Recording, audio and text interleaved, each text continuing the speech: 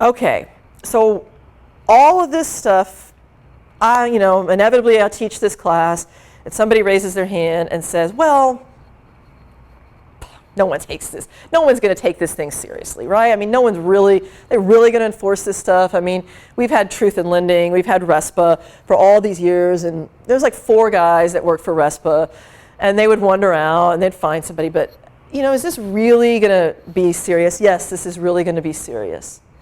The Consumer Financial Protection Bureau isn't like any entity that's ever existed before. Okay, now RESPA hasn't gone away and Truth in Lending hasn't gone away. They just now fall under the umbrella of the Consumer Financial Protection Bureau. And the Consumer Financial Protection Bureau is kind of an eat what it kills organization. It's not funded by Congress. So the power of the purse, every year they hear this budget battle. Which agency are we going to fund? Which agency's budget are we going to cut? Who are we mad at? Who do we like? You can't do that to CFPB. They don't report to Congress. They are their own standalone bureau, essentially part of the executive branch, and so they don't report to them. And they make their living, essentially, they work to enforce these consumer financial protection rules. And there's many of these rules outside of what we've discussed here today. The CFPB has been in existence since the year 2008, and they have already fined financial institutions in the billions of dollars for failure to protect the consumer and follow the rules they set forth with regards to lending and other consumer issues. So yes, this is very serious. They're not joking. They will be looking to make sure these rules are followed.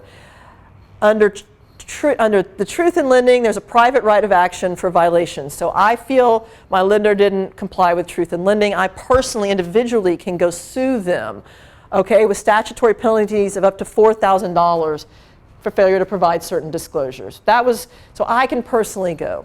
Under RESPA, there was no private right of action, but the government could look into those. Those would be criminal activities.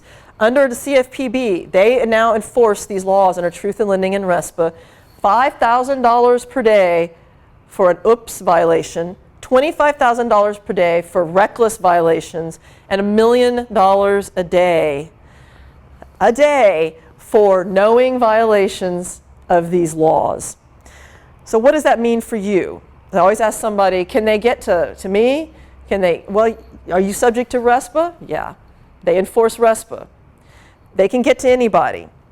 So it's very important that if you're working out there with somebody, a particular lender, and they're violating these rules, they're waiving that 3-day disclosure period left and right for no good reason.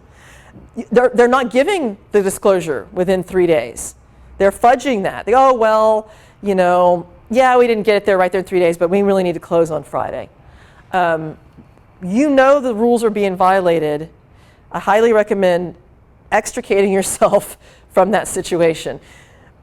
Removing yourself from continuing to work with anybody who's knowingly or continually or even ignorantly violating these rules. Because what you don't want to do is the Bureau come in, pick up the files of XYZ lender, and go, my gosh, they've been violating these rules on every loan. Oh, and look who the real estate agent was on every single file. Okay? That's a problem. That puts a target on your back and you don't need to be there. It's the same thing I tell title companies. We're not going to do business with people who violate these rules. If we know the 3-day disclosure didn't happen, the closer, we can't close the deal. So they come in and you go, okay, well, you received this closing disclosure 3 days ago. You've had a chance to look at it now. Do you have any questions? I've never seen that in my life. Yeah, you received it 3 days ago from your lender. No.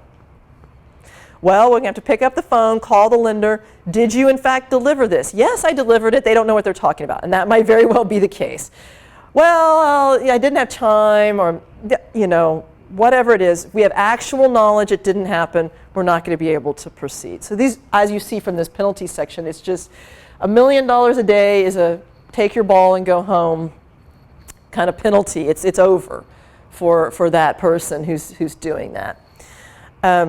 So it's very, very important that we follow these rules and procedures.